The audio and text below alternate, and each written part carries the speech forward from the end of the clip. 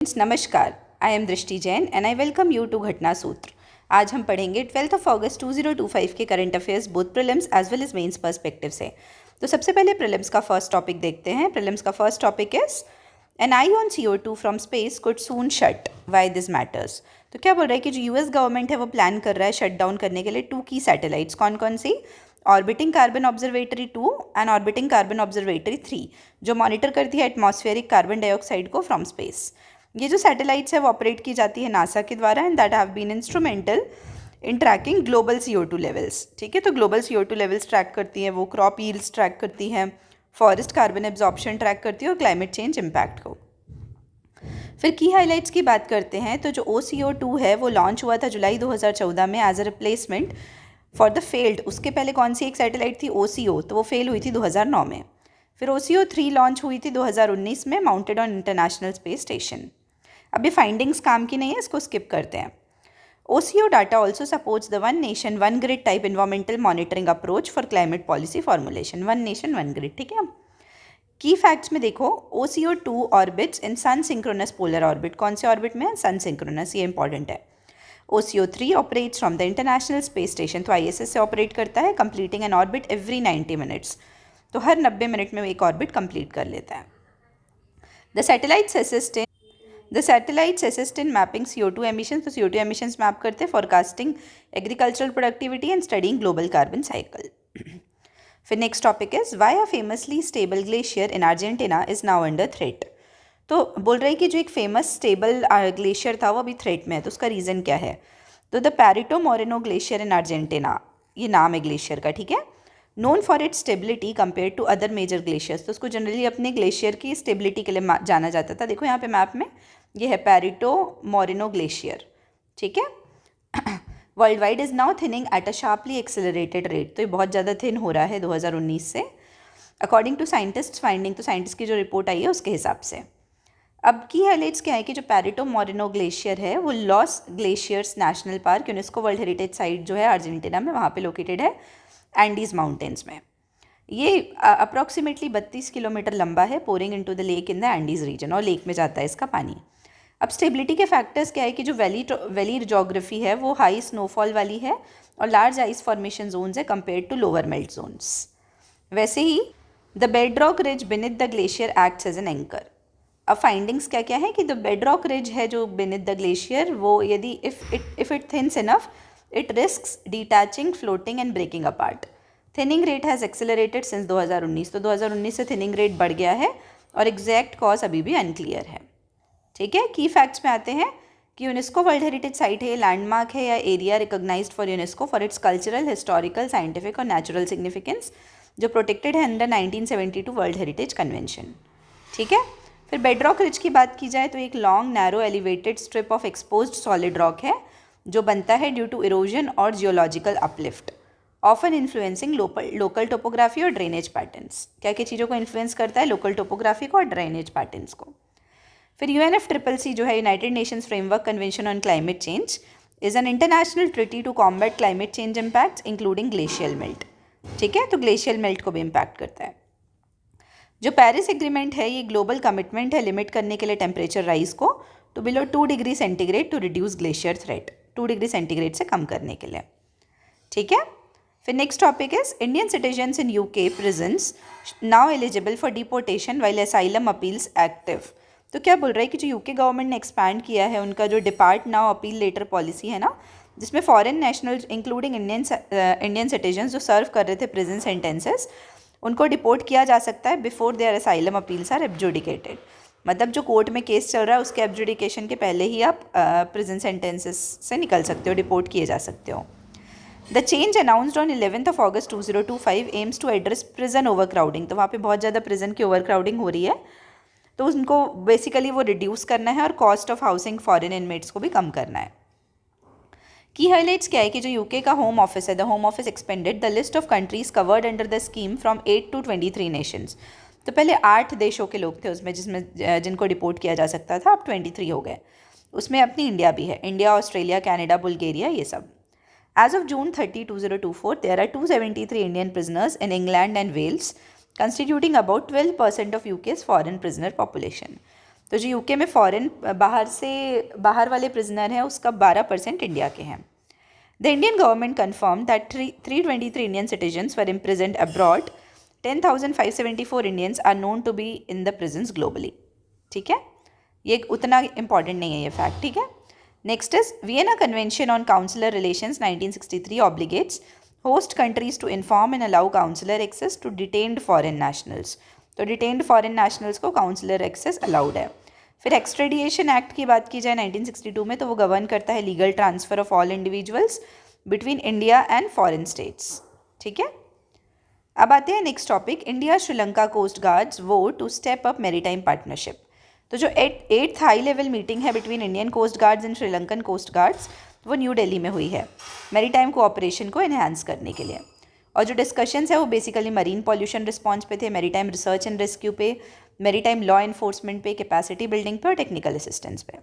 ठीक है, की हाईलाइट्स की बात करते हैं तो both sides reaffirmed commitment to, तो क्या क्या रीअफर्म किया उन्होंने commitment, address maritime challenges in shared waters, enhance maritime security and environmental protection, conduct joint operation, professional exchanges and capacity building programmes.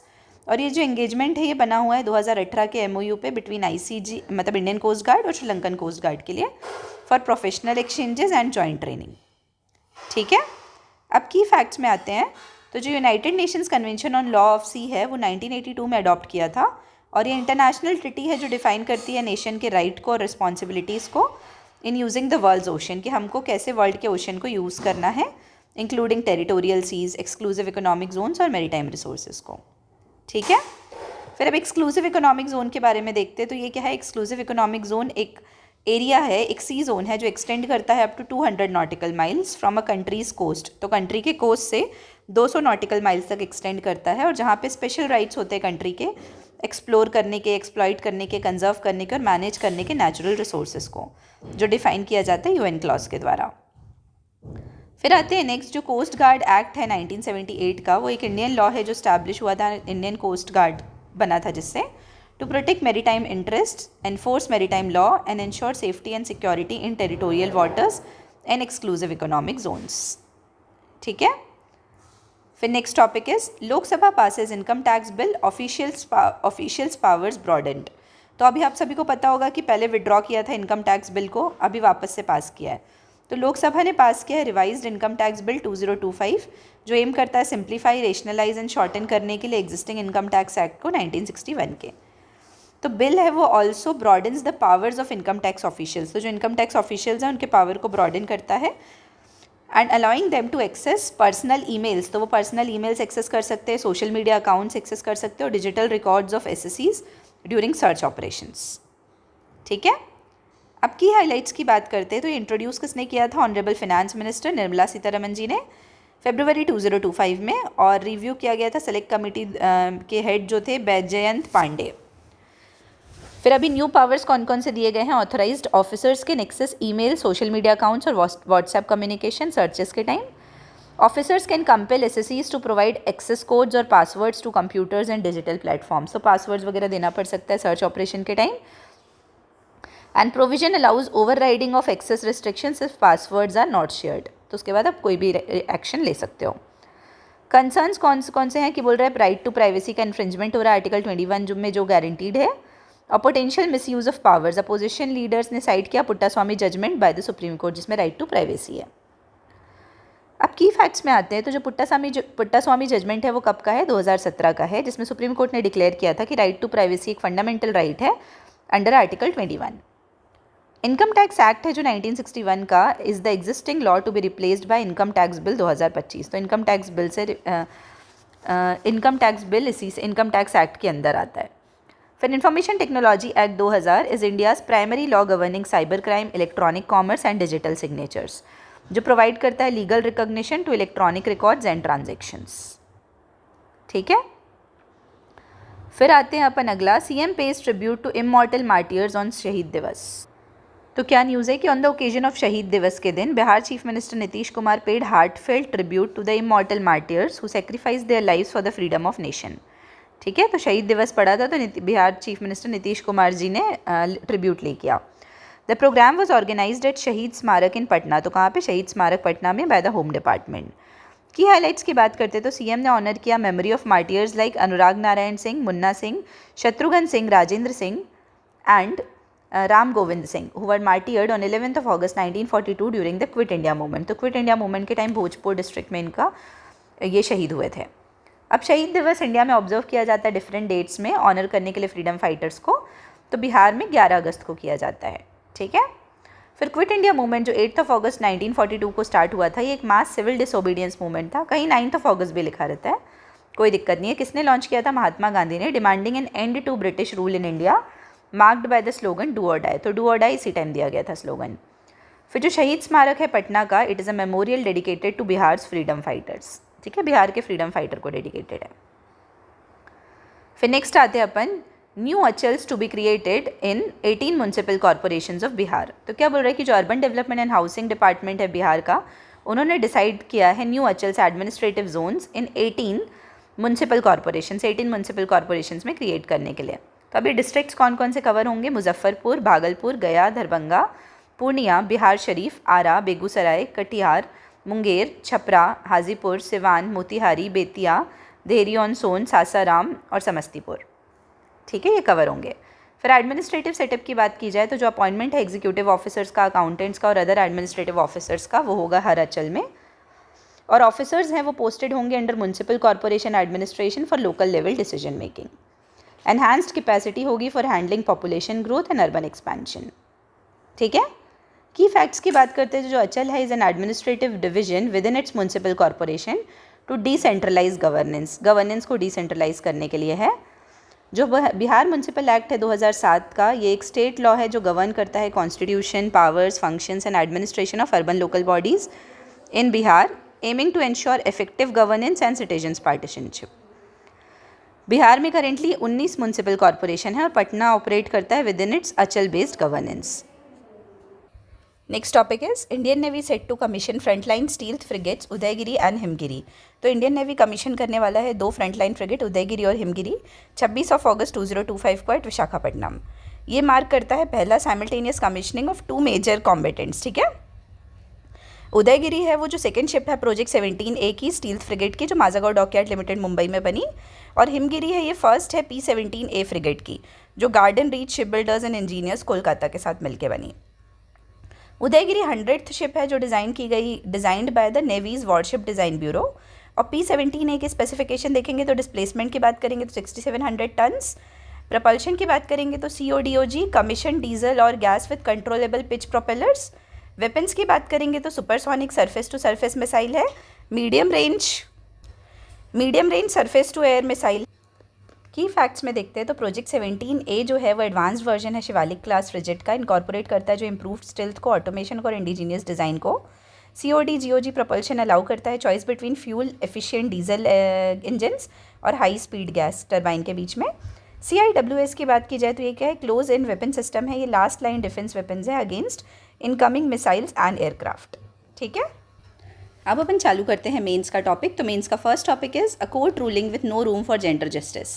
तो सुप्रीम कोर्ट ने शिवांगी बंसल वर्सेस शिवानी साहिब बंसल केस में upheld किया है कि सस्पेंशन ऑफ अरेस्ट और coercive action under 498A जो anti cruelty law है for 2 months in family disputes, तो ये फैमिली लॉ के ऊपर है। तो सुप्रीम कोर्ट ने कौन से केस में, याद रखना, शिवांगी बंसल वर्सेस साहिब बंसल में upheld the suspension of arrest और coercive action against under the article 498A IPC, citing क्या साइट किया उन्होंने? मिसयूज कंसर्न्स को। अब की हाईलाइट्स क्या है कि 498 किस चीज़ के ऊपर है? पीनलाइज करता है क्रुएल्टी बाय हस्बैंड और realities with relatives with imprisonment up to 3 साल, तो 3 साल के imprisonment and a fine, including harassment और डाउरी रिलेटेड वायलेंस। क्या क्या चीज़? हेरासमेंट और डाउरी रिलेटेड वायलेंस। फिर ये ओरिजिनेट हुआ to address domestic violence and protect women's right. किसके राइट को? वुमेन्स राइट को प्रोटेक्ट करने के लिए। Design to work with other laws like dowry prohibition act. कौन से एक्ट के साथ? डाउरी प्रोहिबिशन एक्ट के साथ। पार्लियामेंट ने इनेक्ट किया anti cruelty law after recognising persistent gender inequality. क्या रिकॉग्नाइज करते हुए? परसिस्टेंट जेंडर इनइक्वालिटी रिकॉग्नाइज करते हुए डाउरी हेरासमेंट और वायलेंस को, ठीक है। फिर इलाहाबाद हाई कोर्ट ने अर्लियर डायरेक्ट किया था no arrest for a cool off period, no arrest for a cool off period of 2 months, कितने दिन के लिए? 2 महीने तक, after complaint filing. SC ruling upholds this approach, तो SC रूलिंग ने इसी चीज़ को रीअफर्म किया है।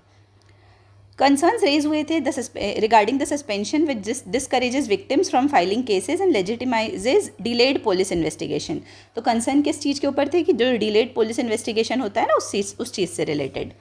फिर मिसयूज नैरेटिव की बात करें तो अभी लो कन्विक्शन रेट है अराउंड 18% एनसीआरबी के हिसाब से जो ऑफेंस साइट हुआ है, बट एक्सपर्ट्स ने एट्रीब्यूट किया इसको सोसाइटल प्रेशर पे, एविडेंट्री चैलेंजेस पे and not necessarily false cases पे नहीं। ठीक है, सर्वे डाटा को देखिए, देखो ये याद नहीं करना है, सिर्फ अपन पढ़ रहे हैं। एनसीआरबी 2022 ने रिकॉर्ड किया था कि 134,506 केसेस अंडर 496 रिकॉर्ड हुए हैं, 496A, और नेशनल फैमिली हेल्थ सर्वे ने शो किया high prevalence of spousal violence. ठीक है, मतलब हस्बैंड या वाइफ से।